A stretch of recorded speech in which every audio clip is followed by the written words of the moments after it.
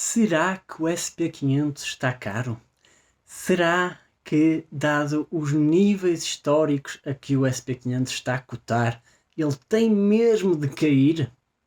É isso que vamos ver já a seguir. Todos os dias os mercados sobem e descem. Para evitar erros e fazer crescer verdadeiramente o seu dinheiro, os investidores têm de pensar como investir da melhor forma. Como é que se identifica uma boa ação? Quando se deve comprá-la? E quando é que se deve vendê-la? Sou o Frederico Santarém e ajudo os portugueses a investir na Bolsa de Valores para fazer crescer verdadeiramente o seu dinheiro. Todas as semanas procurarei dar-te estratégias e táticas que te permitam investir melhor. Porque investir na Bolsa é simples, mas não é fácil. Porque os erros podem e devem ser evitados. Porque as nossas ações devem resultar em verdadeiros investimentos lucrativos. Quando olhamos para um gráfico de longo prazo que mostra o price to earnings, o preço face aos lucros do SP500, o principal índice dos Estados Unidos, nós conseguimos ver que realmente o price to earnings está em máximos não históricos, mas perto de máximos históricos, está num dos níveis mais elevados de sempre, mais de 35 vezes o price to earnings, níveis que só foram atingidos, por exemplo, durante a bolha dot-com, ou quando a bolha rebentou no fim dos anos 90, no fim dos anos 90, início dos anos 2000, ou mesmo aqui este pico em maio de 2009, embora este é completamente um outlier, estávamos na crise financeira e é lógico que, na verdade, a maioria das empresas não tinha qualquer lucro, mas mesmo quando olhamos para o histórico de muito longo prazo, é importante ver que realmente parece que o price to earnings está em níveis muito, muito elevados. 36,86 é aqui o último dado que nos dá de novembro de 2020, mas provavelmente agora anda na casa dos 35, valores realmente muito elevados face aqui a 2000.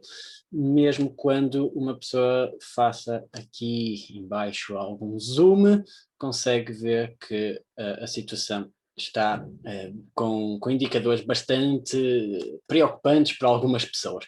Mas quando olhamos para o longo prazo, efetivamente, nos últimos quase 100 anos, o price to earnings do SP500 teve variações enormes, teve oscilações enormes, e tem muitas vezes a ver com períodos de euforia ou períodos de pessimismo no mercado.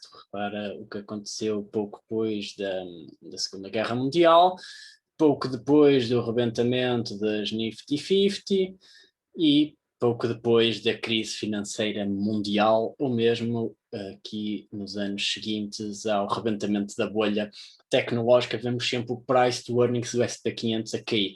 E podíamos, então, considerar que este valor de mais 30 é mesmo muito elevado historicamente, porque a média nos últimos 100 anos deverá andar talvez perto dos 14, 15. Price to earnings 14, 15 para o SP500. Mas nós temos que colocar as coisas em perspectiva quando estamos a investir. Nós não podemos olhar para um número isolado e dizer ou afirmar que o SP500 está caro por ter um price to earnings elevado.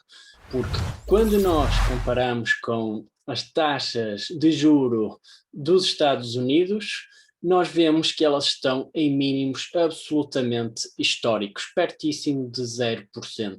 Ou seja, quando nós colocamos as coisas em perspectiva, vemos que afinal a realidade é bem diferente. Nós vemos que as taxas estão perto de zero já desde a última crise financeira, já desde 2009 que elas desceram para valores muito, muito próximos de 0%, e isso faz com que não haja grande alternativa de investimento senão na própria bolsa de valores ou noutros ativos financeiros que valorizem mais o nosso dinheiro, porque taxas de juro aqui perto de zero há mais de uma década. No passado realmente tiveram aqui acima dos 15% durante alguns anos, durante o início da década de 80, e quando comparamos com o que aconteceu com o SP500, realmente taxas de juros muito elevadas, acima de 15, às vezes 18%, acaba por resultar num colapso do próprio índice e aqui nota-se isso pelo price to earnings bastante baixo nestes anos. Por isso, numa altura em que as taxas de juro explodem, sobem muito, realmente isso é prejudicial para os índices acionistas e isso nota-se depois nas avaliações que ficam baratas, provavelmente porque as cotações das ações acabam por cair bastante. E isso consegue-se ver nos gráficos de longo prazo do índice SP500. Repara aqui anos 80 e temos valores bastante baixos. Em anos de euforia, fins de anos 60, o SP500 estava aqui pelos 700 pontos, que depois vem a colapsar para menos de metade, nos 300 e poucos pontos. Por isso, aqui tínhamos um price to earnings bastante reduzido, que resulta do colapso também do próprio índice, que resulta das taxas de juro americanas a terem subido bastante neste período do fim dos anos 70. Por isso é natural que nós estejamos em máximos históricos para o próprio índice SP500, repara, mais de 3.700 pontos, absolutamente fantástico, quando as próprias taxas de juros estão a zero, por isso não há grandes hipóteses senão migrar para ativos que eram tradicionalmente considerados de maior risco. Até porque quando nós observamos as taxas, as yields das obrigações de 10 anos, ou seja, quando observamos a rentabilidade que conseguimos obter com as obrigações de 10 anos dos Estados Unidos, elas também estão em mínimos históricos, nunca tiveram tão baixo, mesmo desde que há registros, mesmo desde os anos 60, andavam na casa dos 4%, e já desde a última crise financeira que andam abaixo dos 3%. E realmente em 2020, com o colapso da economia, no geral, pelo confinamento a que fomos obrigados, nós vimos então aqui as yields, a rentabilidade que obteríamos das obrigações a 10 anos dos Estados Unidos a colapsar para valores muito, muito perto de 0%. Mesmo no fim já subiu, é verdade, para 2021 já estão acima de 1%, ainda assim não há grande perspectiva não há grande alternativa para os mercados acionistas, não oferece grande alternativa, porque a escolha aqui é entre tu ganhares 1% a longo prazo, em 10 anos estás a ganhar cerca de 1%, ou então com os mercados acionistas que, mesmo estando com um price to earnings elevado, acabam por ter rentabilidades superiores a 1%, ok?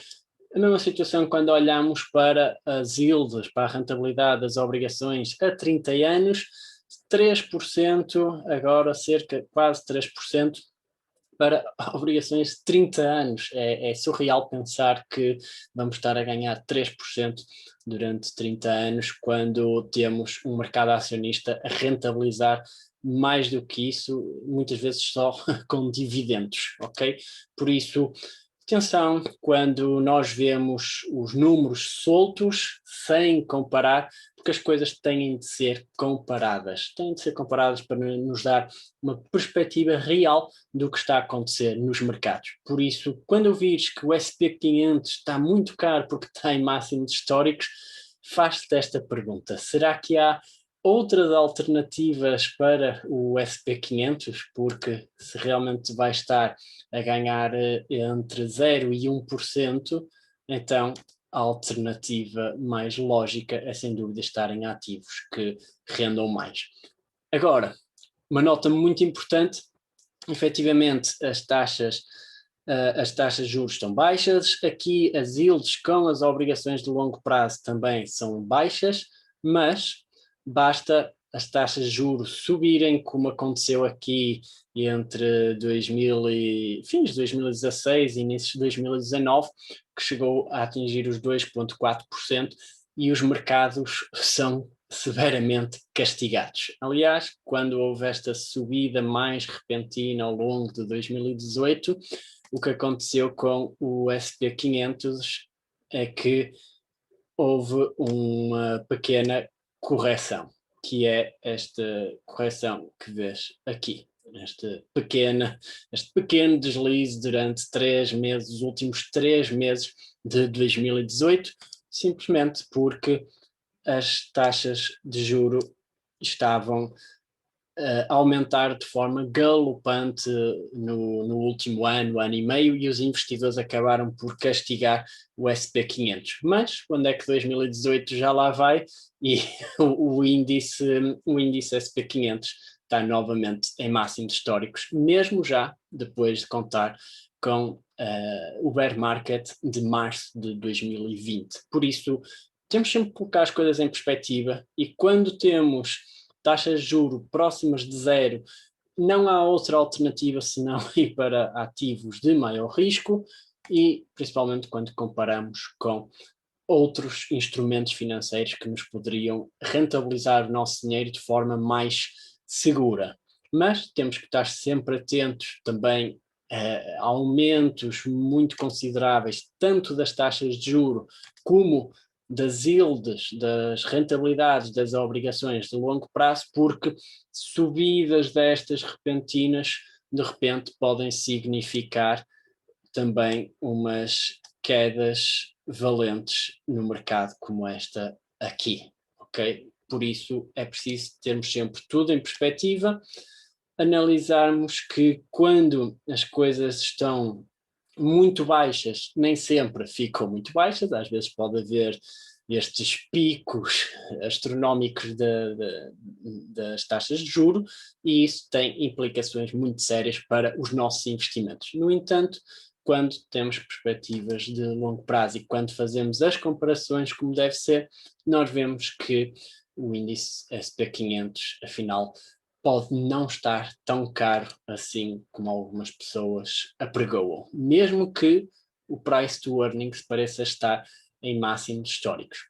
Por isso aqui a mensagem fulcral é sempre colocar as coisas em perspectiva e percebermos qual é a alternativa de investimento. Está feita aqui a análise ao SP500, percebemos se realmente está caro ou se não está. Aliás, acho que a esta altura percebeste já que na verdade pode não estar tão caro assim como alguns analistas apregoam, e a mensagem aqui é muito clara. Faz a tua análise comparativa, compara sempre maçãs com maçãs, laranjas com laranjas, porque os números soltos por si não nos dizem absolutamente nada, pode-nos induzir inclusive em erros que não queremos cometer. Por isso, muitas vezes podemos estar fora do mercado porque achamos que os índices estão muito caros e a realidade é outra. Agora, há que colocar sempre tudo em perspectiva e analisar caso a caso para perceber qual é o nosso próximo grande passo, ok?